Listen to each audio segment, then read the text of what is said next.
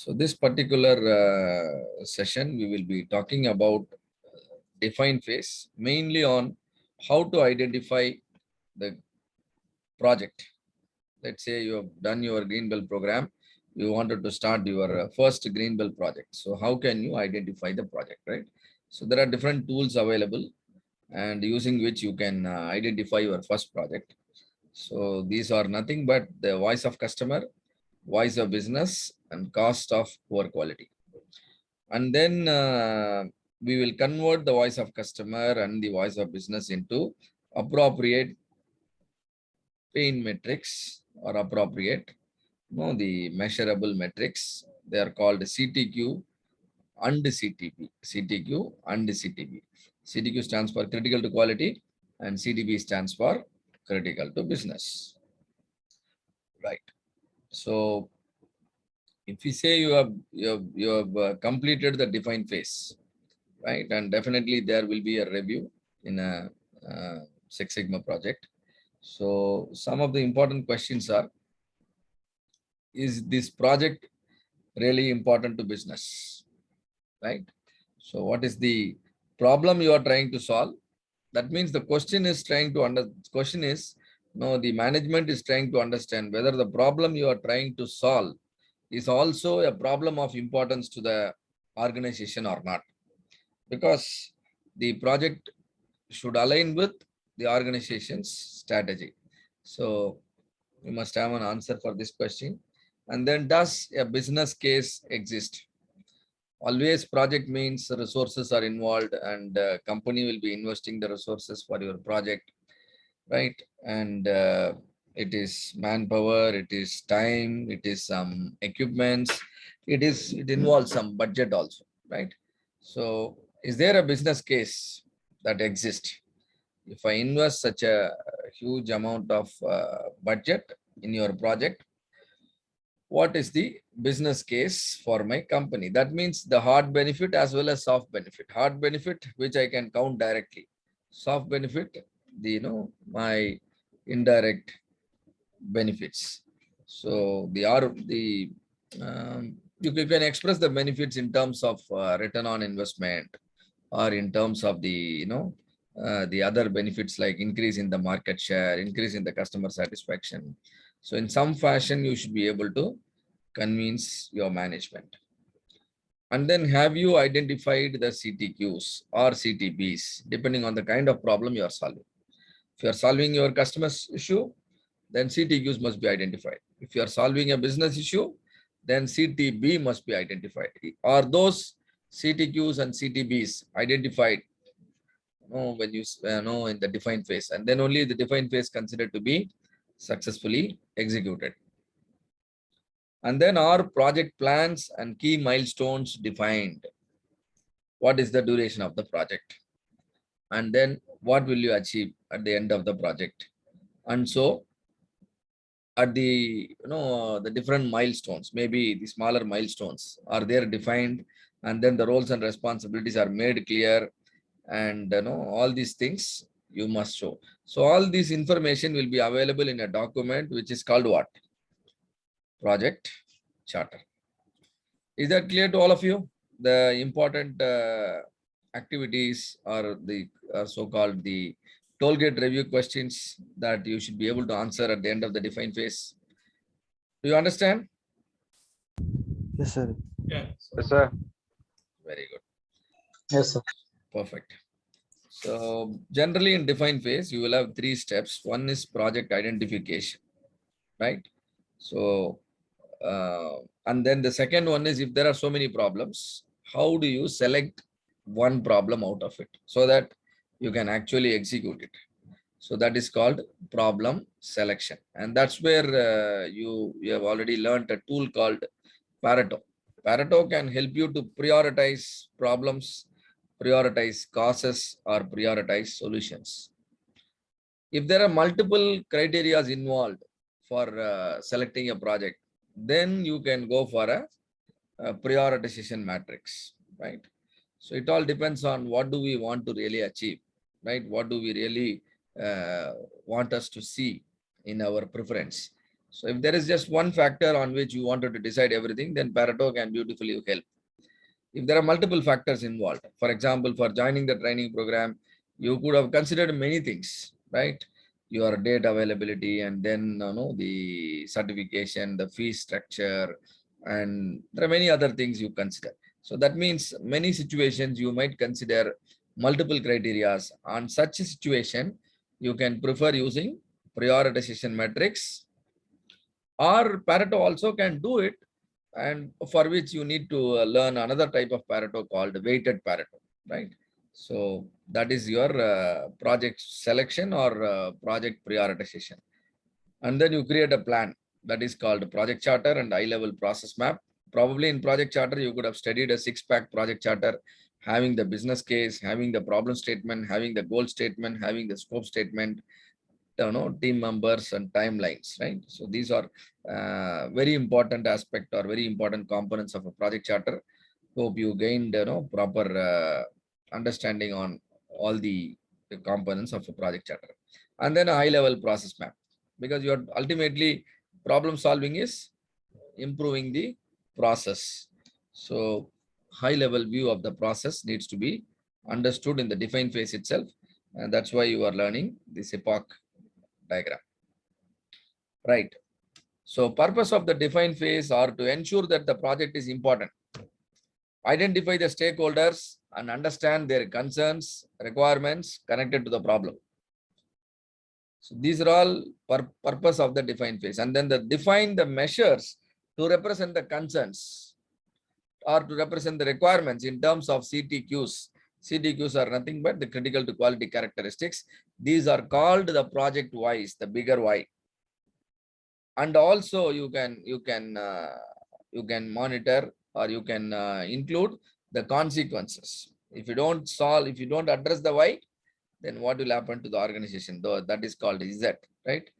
And of course, your why also depends on many X factors. So you need to talk about the why, and we are going to call them as CTQs. And map the macro level process, which consists of the causes and the effect in terms of the whys and the consequences of whys in terms of Z.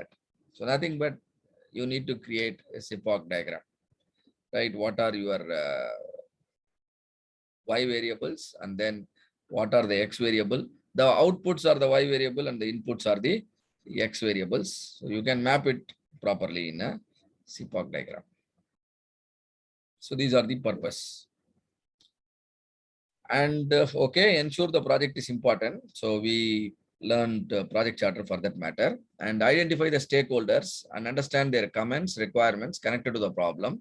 For that matter, we learned voice of customer and voice of business analysis, and also Kano model. Hope you have mastered the Kano model. There are 5 categories of feature that exist in any product, right? And each feature might impact your customer satisfaction in a particular fashion. If you have an idea about it, then you will be able to prioritize which feature is more important to your customer, right? And accordingly, you can develop your product. And then define the measures to represent the concerns, of course. And here we will be using the tool called CTQ tree. And for mapping the macro level process, the Y and X, we will be using SciPoc. So feel free to ask me questions, right? And to understand better, right? So if you really wanted to identify a project from your organization, you should have clarity on your organization's strategic goals. You must, and project selection need not be a one-man show. It can be a team activity.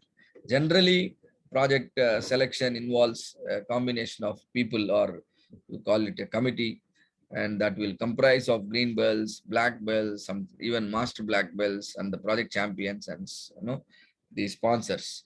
So it can be a group which can list down all the key issues in the organization, but make sure those key issues are connected to the strategic goals of the organization, right? And then it's very important you find the alignment of the issues or the improvements you are going to achieve with the organization strategy. And then you must you must have an understanding on the core business process, because every organization is nothing but collection of processes, starting from product development till the end of life of the product. There are various processes. Somewhere it is getting produced, and somewhere it is getting marketed, and somewhere it is getting dispatched, and everything happens, right? So it is a collection of business process. You must have an idea, because if a problem happens, it is definitely because of one of the process. So we should be able to correctly go to the root of the problem. For that matter, we should have an idea about the business process. And see here, the general verticals are indicated, like market study. Any company, there will be market study will be there, nothing but the research, where you will be studying the potential for your product or the customer requirement, and all these things you will be doing. This is where Kano analysis and QFD and all will be used. And then in line with the market requirement, you develop product. So the second level of process is product development. And then you develop the process. And then once the processes are developed, then order fulfillment. And then end of life. So these blue color processes are called level 1 processes. Are called what? Level 1 process. And then under level 1, you see there are different boxes. These are called level 2 processes. These are called level 2 processes. When you are trying to solve a problem, you must understand whether the problem happens because of a level 1 process or level 2 process. So you should have an idea. You should have an idea, and that is why this knowledge is important. For example, order fulfillment. When I take order fulfillment, there will be first step is we receive the order, and then we schedule the production, and then we make the product, and then we prepare the shipment, and then payments are taken care. Maybe you pay to the supplier, and then you collect payment from your customer, and all these things, payment things are happening. And now why this payment to supplier is indicated in yellow color? Can somebody tell me? What does it mean? So in this, VOB, sir. yeah, this is definitely. So in this case, the problem is the payment to the suppliers are not happening on time. It is not that the management doesn't have money, but payments are not happening on time to the supplier. If payments are not happening on time to the supplier, what will be the consequence? They don't supply on time, right? They will delay their supply, and then again further complications will happen. So you need to understand whether the problem you are trying to solve falls under which category of the process, whether it is something related to the market study, or related to the product development, or related to the process, or related to the order fulfillment, and also whether it is at the level 1 or at the level 2. Now payment to the supplier is actually at the level 2, right? And now that supplier payment process, I am visualizing how payment to the suppliers are happening. So I retrieve the invoice. I ensure the invoice compliance. That means whether the invoice is correct, and then whether the items are actually supplied, and then appropriate validations are there in the invoice. And then I again check whether the company which actually supplied the item, and I validate the approvals in my company signatures. And then what happened? The payments will be initiated, and then the payment details will be communicated to the supplier. Can somebody tell me what are this thing called here? What is this? What are these steps called? Voice of Again, business, VOB, sir. sir. Actually, these are nothing but the process. These are nothing but the process, supplier payment process. But see here, I have shown only 5 to 6 steps. The high level view of the process, right? High level view of the process. I am showing only 6 major steps while making payment to my suppliers. So this visualization is important, and this is what you will further develop into SciPAC, and later you develop into flowchart, and later you develop into a swim lane flowchart, and later you develop into value stream map, depending on the requirement. But we start here, and we need to start correctly. So if you want to really solve a problem related to the payment to the suppliers, you should not work here. You should actually work in the order fulfillment area only. So these ideas you must have. All right. So that means what is that we learned here? When you are trying to select a problem for your Six Sigma project, right, an improvement project, you must have the clear understanding on the organization strategy. And number two, you should you should ensure the project goals are aligning with the strategy goals of the company. And then the third thing, an understanding on the processes. We have level 1, level 2, and under level 2, there will be activities. And whatever I have shown here, these are activities. These are steps. These are process steps. When I say payment, one single maybe there will be maybe process owner for this. And for performing each and every activity, there will be so many group of people who will be working on this. All right. And now, voice of customer is used to describe customer needs and their perceptions of on the product or service. And now voice of customer, you can collect proactively or reactively. What is proactively collecting voice of customer? You take some efforts. You put efforts to understand your voice of the customer. For example, you conduct some survey, and now that is proactive. But customers are complaining. They are coming and making a complaint. They're sending emails, and there are a lot of complaints happening in your service hotlines, and those are all reactive. But all of them are what? Voice of customers. Why customers are complaining? Because they see some problem, isn't it?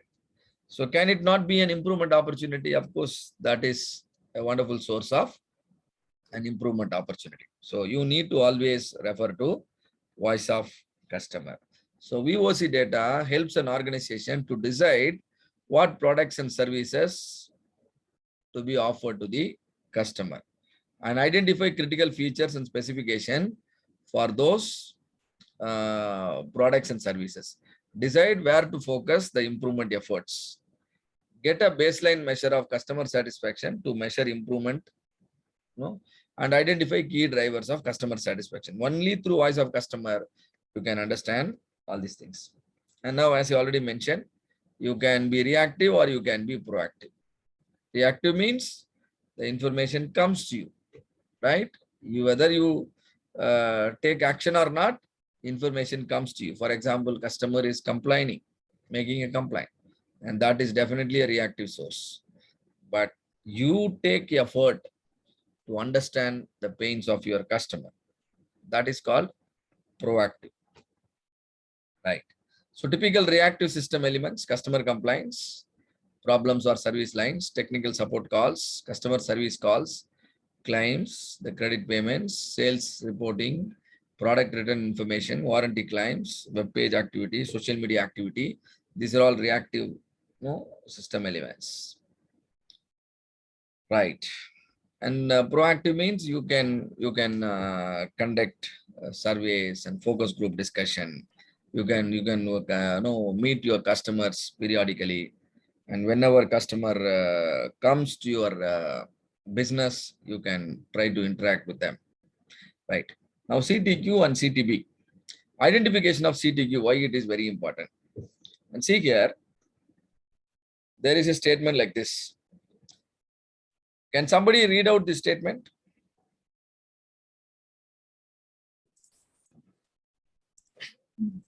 Baby cries uncontrolled.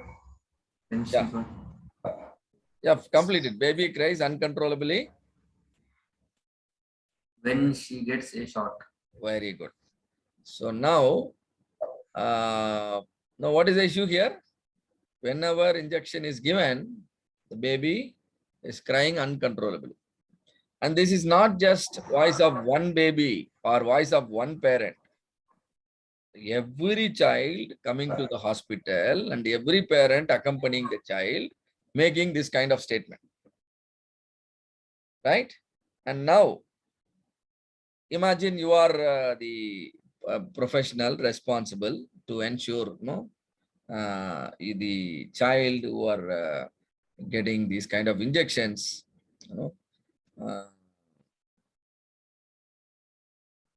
these kind of vaccination or something goes on smoothly. So is it, suppose if such a responsibility is given to you to see to that the child doesn't cry when the requirement is clear, the child or the parent doesn't want to see their children crying a lot when the injection is given. Now can somebody tell me how will you approach this problem, and then how will you try to solve this? Come on, you can try to participate now. For alternates vaccine type, either mouth through mouth, or they can try to change the needle size or something else. Wow, beautiful. So one thing is the oral drops. Suppose you give orals. When you are trying to give oral drops, your approach is DFSS. You are thinking of a new product. You're thinking of a new product development. Suppose if that is not possible, then you need to improve the existing product only. The existing product is the injection you are giving, right? And now he correctly mentioned the size of the needle, right? So the size of the needle, when I say size of the needle, what do you actually mean, Mr. Suresh? Do you mean the length, or do you mean the diameter of the Thickness of the needle. diameter of the needle, so that it Diameter. appears the as- thickness and diameter matters, right? See, if the thickness is high, what will happen? It will cause more pain to the child.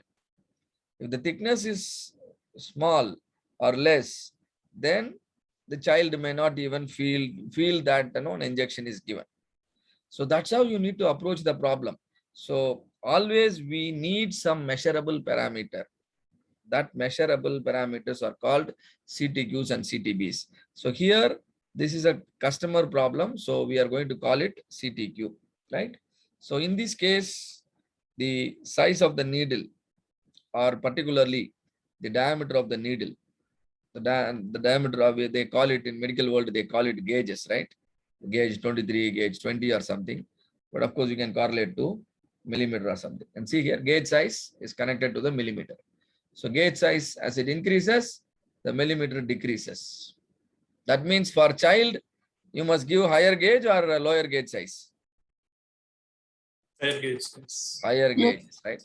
When you go for higher gauge size, the diameter will be less, right? So something like that. So ultimately, we really wanted to measure the pain and then monitor and then work on it, and thereby the problem really gets solved. If you are not able to figure out the CTQ correctly, you will never be able to impact the problem, right? So to capture voice of the customer, it is important to collect data from a large representative sample of the target customer base, right? If you want to collect the voice of the customer, then you must collect data from a large representative sampling, right? To collect this, Six Sigma practitioner can use, what is your option now? There are 4 options are there. Surveys and questions. Surveys and questionnaires, right? So because we really wanted to understand the real picture of the problem, so go for the surveys. And if the data is already available, that's good. Otherwise, you have to collect it by going for a survey. So you can always identify problems based on the VOC analysis. Do survey and then understand. So feedbacks and other things, like we are also collecting feedbacks. This is a kind of VOC analysis. And another thing is, you can also talk to your people within the company, particularly the department heads, the important key process owners, and then the leaders in the organization. So their voice are called voice of business. Their voice are called voice of business. I hope all of you might be having some practice of meeting at least once in a month or meeting at least once in a quarter to discuss about the issues you are facing. What is that called? That's nothing but a simple brainstorming, right? A brainstorming discussion for half a day.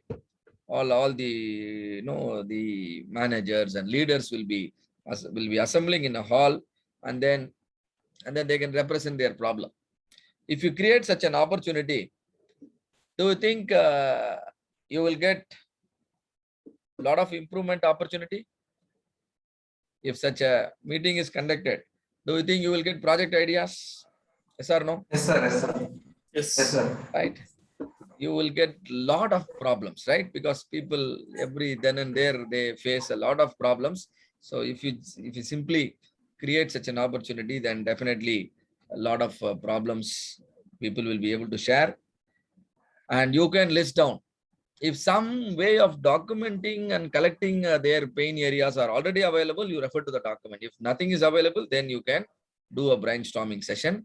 So this is called voice of business analysis. They will say, I'm not able to deliver items on time. Somebody might say, we are not getting the regular demand. One day there is overloading, and one day there is no order at all. And these kind of issues, that means forecasting is not proper. And then the order from the customer side, orders are not coming regularly, and sometimes if the order comes, the fulfillment is not happening properly. So likewise, this is called VOB analysis. And another thing, definitely VOB is internal only, yeah? Yeah, VOB is internal. VOB is internal. People, particularly we call it voice of business if it is represented by the leaders in the organization, right? Because not every employee may be concerned about the business related issues, but definitely people at the managerial level and department heads, and then top level part of the top management, they will be concerned about various issues. So they are called voice of business. Clear? Clear, sir. Done. And similarly, cost of poor quality, all your internal rejections and order cancellations, recalls, and whatever failures happening, those are all they're all contributing to cost of poor quality, whether the failure is internally happening or externally happening. Internally happening means product has not left your premises, product has not left your product, but somehow the failures are identified. That means some defects are found, internal rejections are happening. But if you don't detect the failure and send it to the market or send it to the customer, and then customer finds the problem or finds the defect, then your product will again come back, and now you have to pay for everything. That is called external failure. So both forms of failure are called, will account to cost of poor quality. That means you can always refer to voice of customers, the pain points experienced by your customers. Similarly, the pain areas experienced by the business leaders, or VOB. very good, the VOB, and then the past history. Already, if there are rejections and all those things, the known failures are already recorded. Those are called cost of poor quality data. Using these information, you can identify a lot of projects. Clear? So this is how you can identify problems or the improvement opportunities, or you called the improvement projects or the Six Sigma projects. And now you have a list of projects. Now you have a list of projects. Somebody wanted to increase the production, at least by 15%. Somebody wanted to reduce the rejection from 3% to 2%. And somebody wanted to reduce the overtime percentage, and somebody wanted to reduce the power consumption. Likewise, so a project hopper should be available in any company who really wanted to improve their market share. They have to have these kind of list of improvement opportunities, nothing but the project hopper. And that means when there are so many problems, now your confusion is which problem is more important out of the entire list. So that you already discussed, the Pareto and prioritization tools can help you. And now the CTQ, how to derive CTQ from voice of customer. So this is your voice of the customer. And now from that, I break down into some drivers of satisfaction. And based on the drivers of satisfaction, I identify measurable metrics. And those measurable metrics are called CTQs. Let's understand this with an example. See here, somebody says ease of operation and ease of maintenance, right? So if your equipment should be operated easily and should be easy to maintain. Maybe any equipment, maybe a generator or something. And now what is that the customer wants actually? Now this is called a logic diagram or tree diagram, right? Now I said first level, I write it with the more information, like operational convenience is required, and then ease of maintenance is required, and then ease during the modification, any repair work you are doing, and that time also it should be this thing. And so operational convenience.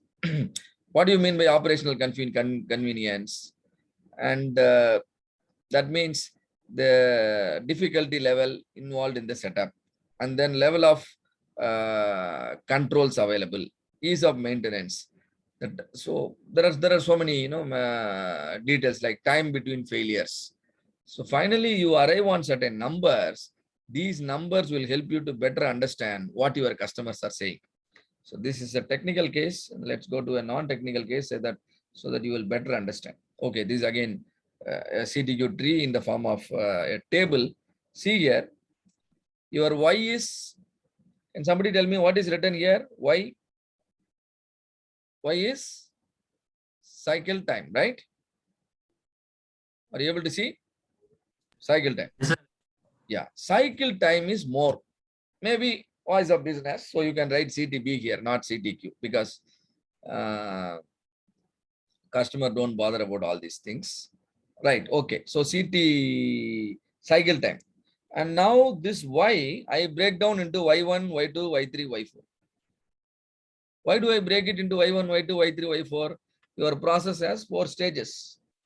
First stage, some sorting or something, and then insort to outsort, and then outsort to destination, and then finally the another thing. So now for each and everything there is some time involved. All the time put together is your cycle time, right? So that means if I measure Y1, measure Y2, measure Y3 and Y4, now I can understand about Y. So let's see. You will understand much more better with this general example. Can one of you read out the statement here now?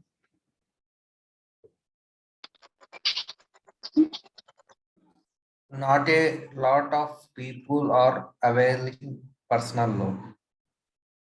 Okay, not a lot of people are availing personal loans nowadays. So nobody is availing personal loans from the bank. Now this is voice of customer or voice of business? Voice of Voices business. This is Business. voice of business. business. So I will change it. This is not VOC. This is VOB. And so here I will get CTB. All right. And now, why see now tell me, what are the drivers of satisfaction here? Drivers of satisfaction. When you really wanted to avail a loan from a particular bank, what is that you will look at in that bank? Less interest. Very good. So that means very good. I really understand. So interest should be very low. And what else? Yes. Could you also look for quick approval? The quick approval also. Isn't it? So customer will be looking at very quick approvals, and then EMI should be low. If interest is more, then EMI will be more, duration. So somehow it is connected to EMI, and then the documentation needs to be simpler. Less. So you can keep on adding the drivers of satisfaction. Like your point is also very much valid, right? Interest. And so other side, why quick approval is not happening? The processing time is more. So loan processing time. And then see here it comes, the EMI, it comes interest rate. Your point comes. When the bank is charging more interest, then my EMI will be more. We'll lose. Very good. And again, the tenure is also important. And then the number of documents the bank is asking from you. They are asking for 6 months salary slip and many other things. And so customers are getting frustrated with all these things. And now on the right side, look at the right side. Do you think you can measure each and everything? Will you be able to measure the loan processing time? Yes, sir. Interest rate Again. is interest rate also Yes. measurable, and tenure, and then number of documents the bank is collecting. Yes. Suppose All are when I- measurable. very good. Suppose when I reduce the number of documents required, I am saying that don't ask too much things from the customer. If they have an Aadhaar card and everything is already linked, so let us verify ourselves, or ask only the CIBIL score. Why do you ask all the salary certificate and other things? So when I reduce the number of documents, what will happen? The customer satisfaction will go up or will go less? We'll go up, sir. Go up, right? And interest rate, I will reduce. Again, customer satisfaction will go up. Loan processing Yes, time, yes. loan processing time I reduce. Again, customer satisfaction will go up. Now what happened? A lot of people will prefer my bank for their loan requirement. Is that clear? Yes, sir. So you should be able to identify CTQs while trying to solve problem. CTQ or CTV, right? And when customers' voice are generally very vague, less specific and hard to measure. But the advantage of converting or identifying CTQ is now the same problem becomes more specific, and now it is easy to measure. Now, good customer service. Customer service should be good. Somebody says customer service should be good. That means representative should be knowledgeable. That means representative should be friendly. That means the waiting time should be low. These are drivers of satisfaction. Can I say like this? Customer service good means you are asking further questions, and now customer gives more detail. Drivers of satisfaction understood. Knowledgeable representative means what? Answers given by the representative are always correct. They never give, an irrelevant answer or a wrong answer. So representative can answer questions asked by the customer on the spot. All of you are able to understand how we are arriving on the CTQs here also? Yes, sir. Yes, sir. Yeah, ultimately we Sir, want... one more point can we add, sir? Yeah. What is your point? It can be added. That representative should But your voice is breaking. Come again. Representative Should convince the customers. okay. Should able to convince the customer. Very good. So should be able to resolve any Convince. issues the customer is bringing. And see here, friendly representative. Somebody says when you ask a question, when you conduct a survey, customer, somebody sometimes may say your representative should be friendly. So what do you mean by friendly? They are expecting, the customers are expecting your representative to greet them by name. Hello, Mr. Kumar, right? And how are you today? And what would you like to purchase from us? Something like that. They want your representative to interact with your customers by, by greeting them with their name. So something like that. So we are actually, narrowing down and becoming more specific. So this is how CTQ tree helps. And now, not a lot of people are visiting our shopping mall. Again, this is a business problem. And now, what are the drivers of satisfaction? When more people are coming to our shopping mall, the business owners will be happy, right? If more business happens, business owners will be happy. And then if there are more customers, maybe male customers, the proportion of male customers, because they generally buy more. Suppose if your shopping mall has a lot of shops for ladies, then you want more female customers. And similarly, if you have more shops for the children, or maybe one floor is mainly meant for children, play areas, then you need more children. So these are all drivers of satisfaction. And now you can measure each one. How do you measure whether how more people are coming to your mall or not, footfall per day. Depending on the intensity of the problem, you can decide on the denominator. Either you can say footfall per week, or you can say footfall per day, or you can say footfall per single hour, right? Footfall per every single hour. So it all depends on the nature of the problem. And similarly, more business means what is the revenue you are generating, your mall is generating every single day. The number of male customers who are visiting, right? Or proportion of male visiting, proportion of female visiting, proportion of children's visiting. If I work on monitoring and improving all these numbers, my problem will get solved. So whatever you see on the right side, they're all critical to business characteristics. The left side is the voice. The left side, when you look at the left side, it is very less specific, but on the right side, it is more specific. And now one more example. Now you can tell me, I just need a quality footwear. Now tell me, is this a voice of the customer or voice of business? Customer. Voice of customer only, sir. Voice of the customer. And now tell me, what are the drivers of satisfaction? Long life, sir. Long life, okay. Then, Comfort. yeah, comfortable. Good quality. Yeah, that's quality is already here. You see here, good quality. So you have to Flexible, now, one thing I agree, like durable, another thing is Flexible. comfortable, flexible, okay. Then Reasonable cost. Reasonable cost. very good. It should be reasonable cost. Very good. Brand, sir. Come again. Brand. Brand. What kind of brand? Brand, of course, for you, there is only one option. It is your brand only. You can't sell others' Access. brand. All right. Nearby. Accessible. Very good. So your footwear should be lightweighted. Am I right? And it should be comfortable. And then it should be durable. And then it should be roomy enough. Even when I wear your shoe, still I should be able to move my fingers. It should give me a stable.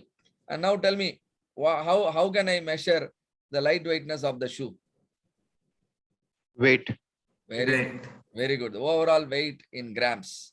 Whether the shoe is comfortable or not, how do I measure? Grippy, sir. Hardness. Yeah, hardness and heel height, some parameters, right? And durable. How do I measure the durability? Running. Time cycle of Number of kilometers I can run after using your shoe. I purchased the shoe from you. Now, how many kilometers? You could have seen certain advertisement saying about you can use the shoe to cover 1,000 kilometers, something like that. Even for pens nowadays they are saying you buy Pencil our they are pen, saying, sir. yeah, pencil. You buy our pen and then you can write for 2 kilometers continuous at a stretch. So some way you need to measure. And the roomy enough means the contour width and depth of the shoe. The contour width and depth. And then similarly, the flatness, the heel should be flat throughout, and so that you always get a feel of stability, whether you are walking or running or playing, something like that. Now all the right hand side are nothing but measurable metrics, right? The left side statements are very vague. However, those on the right side are measurable. So those are called CTQs. I need a good service in clinic. That means I expect the service to be timely. I expect the service, the cost effective. And that means timely means as a patient, I don't want to wait more than 5 minutes, but always every patient you are making them to wait for a longer time to see the doctor. And so your customers are feeling bad about it, right? And then consulting time, you are charging a good money, but consultation is not happening satisfactorily. The doctor consultation gets over within 2 minutes. So that means these are the customer requirements. When I write it down like this, the requirements become very clear. And if you really improve on this, then your business will improve. Similarly, on the cost side, the consulting fees have to be less than 500 rupees, and then bed charges per day should be less than 2,000 rupees. See, these are not just opinion of one single customer. We don't want to make big changes because one customer told like this. This is a representative of your bigger population, your customer base. So every customer is expecting like this. And how do you understand? By continuously interacting with them, by continuously recording their voices. Now, if a customer segment complains about delay in responding to the queries, a metric that can be used to track the performances. Now, what is a metric that will help you? Response time. Response time, right? So, see here, the problem is delay in responding to the queries. And so response time needs to be measured, needs to be monitored, needs to be improved and controlled. Good. A customer segment complains about a longer transaction. A metric that can be used to track performance is Transaction time. And now comes operational definition. When I say transaction time, what do I mean by transaction time? When your clock actually starts, when your clock actually ends, you have to define it. Am I correct? Can somebody tell me transaction time means what? What is the difference between the transaction time and all other things? Maybe delivery time or the other options.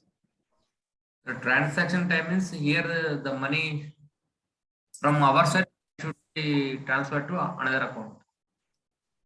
Okay. The moment, Time, yeah. The from the moment, time it, yeah. Go ahead, sir. yeah, from the time the order is placed till the product delivers. Very good. The moment the transaction is initiated and the moment the transaction is getting completed. If it is a bank, I want to transfer the fund. So I initiate from my side. But after 10 minutes only, the money is getting deposited at your side. So the moment I initiate, I give the submit button. The moment you receive the SMS, the time between is called what? Transaction time. Similarly, like Mr. Suresh said, and in your manufacturing segment, the moment your customer places an order to you, and then the moment you deliver the goods to him, that can be considered transaction time, but generally people call it lead time. So you have to make everyone understand the meaning of your metric in the same manner. And if you understand transaction time in a particular way, and I understand in some other way, do you think we both will be able to solve the problem? Isn't it? No. That's where operational definition is important. So dash comes within the business and dash is provided by the customer. Within the business, the voice. VOB and VOC. Very good. VOB and VOC is the answer. Right, moving on. So cost of quality, we want to understand cost of poor quality, right? And before cost of poor quality, there is something called cost of good quality. What is cost of good quality? The prevention and appraisal activities. The prevention and appraisal activities are called cost of good quality. And then cost of poor quality means the failures, internal failure and external failure. Just to understand this topic in an easy manner, consider our training program. So we conduct classes and we conduct some tests. We give you some quiz. We give you recording, isn't it? For example, conducting the classes, is it prevention or appraisal or failure? It's prevention. Prevention, right? Prevention. And so similarly, in order to make sure you produce product meeting your customer requirement, you do a lot of things in your company. Those are all called prevention. Those are all called prevention. And that is a cost of good quality that you need to do it. You cannot avoid. And then appraisal. We are giving you some quiz. Today also I have posted two links. Hope all of you have seen that, right?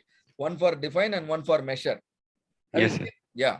And a lot of practice questions will be there. You can practice. That's a kind of, appraisal. That's a kind of appraisal. we need to know whether really, people are following whatever we are teaching or not. Same way, whether when you are producing products and offering services, whether you produce products as per the requirement or not, you have made some plan, whether the plan is getting implemented or not. So a lot of appraisals you will be doing. Cost associated is called cost of appraisal. Both put together is called cost of good quality. In spite of your best efforts to produce quality products, still failure might happen. If the failure happens before dispatching the product from your factory, that is called internal failure. If the same failure Small happens, doubt, sir. yeah, please. Sir, part inspection is called as appraisal also. Part inspection. Part instruction. Inspection, sir. Inspection. Yes, very good. Yes, yes. Very good. Definitely. Inspection is an appraisal activity.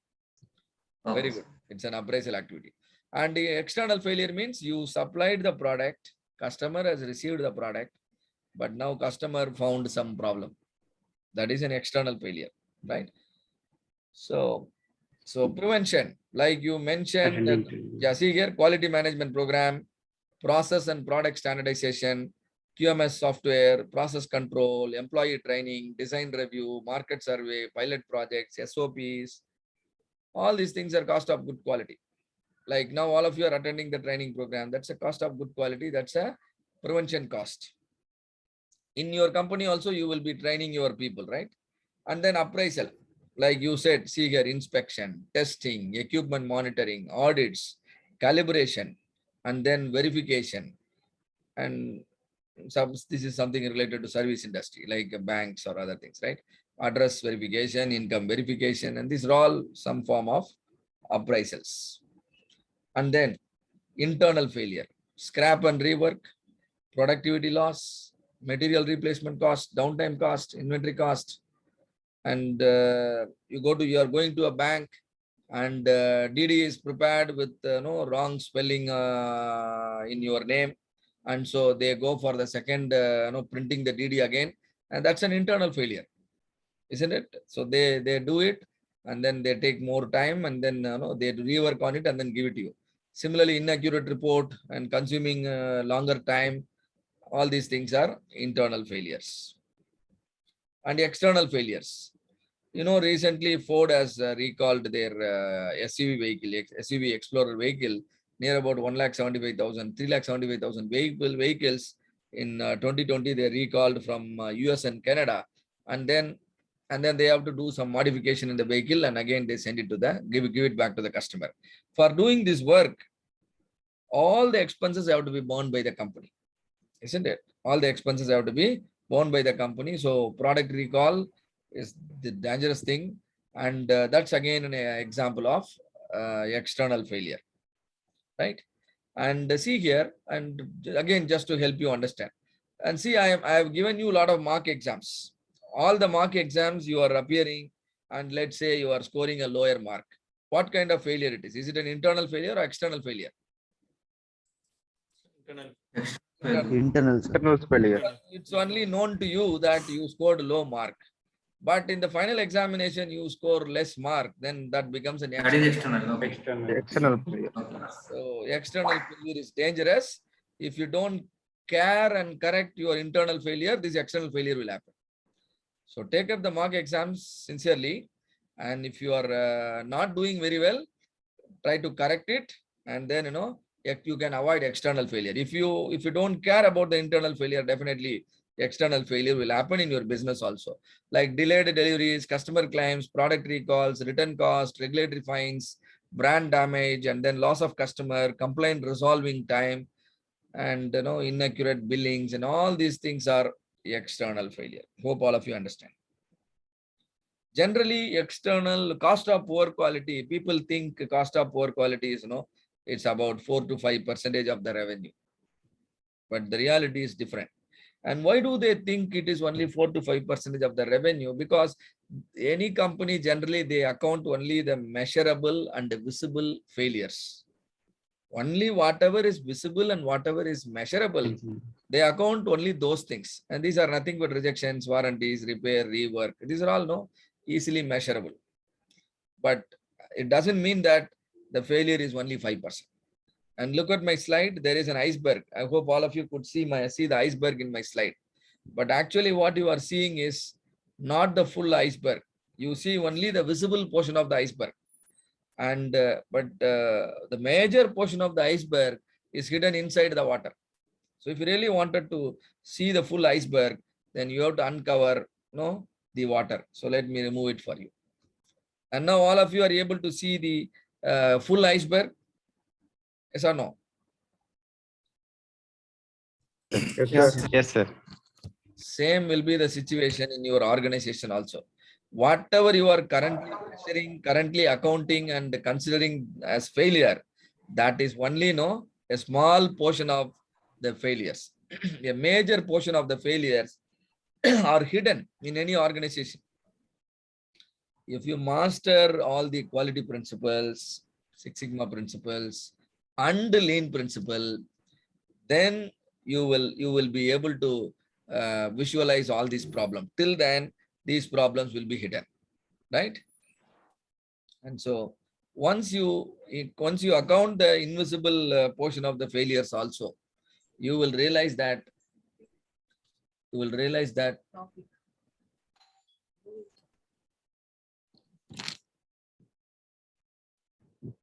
so you will realize that 20 to 45% of the revenue is burnt in the form of cost of poor quality. That means enormous scope for improvement exists if you are able to monitor, keep an eye and monitor the cost of poor quality. So these are all the invisible portion of the cost of poor quality I have written here. So is there anything you would like to understand from here? Almost these are all the basic things only. Anything you have it's new to you here in this list? And this is not exhaustive list. This is only a sample list I have put. Is that clear to all of you, all these terms? Yes, sir. Very good. So generally, when the quality levels are, when you want to increase the quality level, cost of good quality you should try to increase. Unless and until you increase the cost of good quality, your quality level cannot improve. Similarly, if your quality levels are low, failures will be more. If your quality levels are high, failures will falling down. So now you understand the nature of two curves. One is cost of good quality. It keeps on increasing as the quality level improves. Cost of failure keeps on decreasing as the quality level improves. When I combine the two, the curve will be like this. That means it will come down till certain point of time and then take a turn and then again it will go up. That means at particular point, the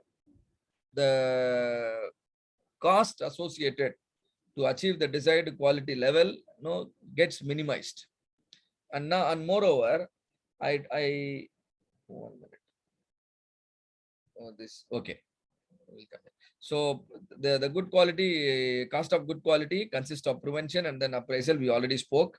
And now what I want to show you is this is your cost of quality. This is your cost of quality. And this green color curve is nothing but your revenue cost. I mean the revenue curve. And now between the cost of quality and revenue, and can you see the gap here is at its maximum? What is this gap called? Your this green one is the revenue is here and the money you spend is here. The difference is called profit. So that means your profit is maximized at this particular quality level. This quality level is called optimum quality. This quality level is called what? Optimum quality. Generally, organizations would like to settle at the optimum quality because their profit is more. If you try to improve the quality beyond optimum quality, what will happen? Your quality will improve, but this will happen at the expense of your profit. It is not a good idea to go beyond optimum quality unless there is a compelling reason. If the compelling reason is your competitors are doing very well and you are not doing well, your product is not actually gaining the market share, then you can try to go beyond. try to go beyond this level, you will be able to outperform your competitors, and then gradually you will be able to delight your customers, right? But the better better approach is stay at the optimum quality. At the same time, try to be better than your competitors. So we have understood there are different forms of cost exist: failure cost, appraisal cost, and then prevention and assurance cost. So when I actually focus on prevention and assurance, like assurance is like meeting all the legal compliances and other things. When I actually improve, slightly improve these things, as a result, my appraisal can go down and failure can drastically come down. But the overall, the cost you spend in achieving the desired level of quality comes down when you realize that you need to spend more here. If you try to save more money here, you will lose heavily on the other side. This is called a cost alignment, and this should be understood and practiced properly. And see, prevention, there is a rule called 1-10-100 rule. That means when I spend 1 rupee in prevention, I can save 10 rupee in correction, and I can save 100 rupee in failure. On the other hand, when I save 1 rupee in prevention, how much I may lose in correction? I may lose 10 rupee. And similarly, I may lose 100 rupee in the failure. So you need to spend your money wisely and do more of prevention and appraisal, and thereby the corrections and failure can go down. And now, which of the following best describe the internal failure cost? There are so many definitions here. So let me read this for you. The cost resulting from a non-conformance detected before a product or service is provided. Is it called internal failure or external failure? Internal failure. Internal failure, right? Because the product is service is not offered to the customer.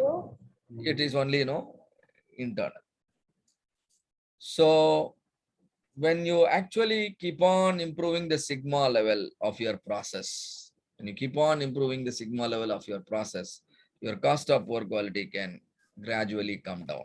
The moment you keep the sigma level around 6 and above, it is estimated that your cost of poor quality will be less than 1% of the revenue. And this is why companies are looking, always looking to improve their sigma level, at least on their critical processes, right? With every additional sigma level, the cost of quality will decrease by approximately 10%. These are all only, an estimated value. There is no hard and fast rule here, but this is the trend. So, Excuse me, sir. yes, please. Sir, what is sigma 3.4 defect, sir? 3.4 defect PPM, sir. Can you please elaborate about that, sir? Actually, I taught you this. You have attended the day one. but because of some issues, sir, some internal issue, I could not attend properly, sir. No issues. So what do you do? Better go through the recording, day one recording completely. You should not miss every minute. Every single minute is important. But since you have asked, when you operate a process at a 6 Sigma level, Six Sigma level means your process should be centered. At a point which is 6 Sigma distance, distance from the nearest specification limit. Yes. Then your process will start producing defect-free outputs. If at all any defect happens, you can expect it to be within 0.4 DPMO. DPMO stands for defects per millennium opportunity. This is again an estimated value. See, statistics is only estimation. Statistics is different from mathematics. Mathematics means you can put the equal to symbol, but here you can only approximate symbol only you can put. Statistics is estimated value. So it is estimated that when I center my process at a point which is 6 Sigma distance, from the specification limit or the rejection limit, my process is expected to produce defect-free outputs. And in case if there are any rejections, definitely that will be within 3.4 DPMO. How the 3.4 comes, you please watch the video, you will better understand, and then you can again raise the question. So understanding core business process, alignment of improvement efforts with the organization's strategic goals is very important. Of course, policy deployment system is how you see to that your strategic priorities are getting implemented at the down level, right? That is called a policy deployment system. And the team which is trying to identify projects in any organization, or you as a green belt, you should have idea about all these things, right? These are prerequisite. Otherwise, what will happen? You will work on problem identification for about a month, and then later on you realize that this problem is not of importance to your boss, and that's not the way. Whatever problem you are identifying, whatever problem you think it is important, it should be important to your boss also, and thereby your project will get recommended, and then it will get approved. So generally, the team of champions, master black belts, and green belts, they follow a structured method, and the structured method is this thing. And then at the operational level, that is, down level, the projects are identified from voice of customer, voice of business, and cost of poor quality data. If data is readily available, refer to it. If data is not available, then collect the data through some surveys and sampling. You generate the data, and then you can identify the project. A CTQ tree is a tool that will translate the voice of customer into measurable metrics, which are called CTQs, critical to quality characteristics. And that diagram is called the CTQ tree. Nothing but a logic diagram. And cost of quality includes prevention, appraisal, internal and external failure. So hope these learnings are helpful to you.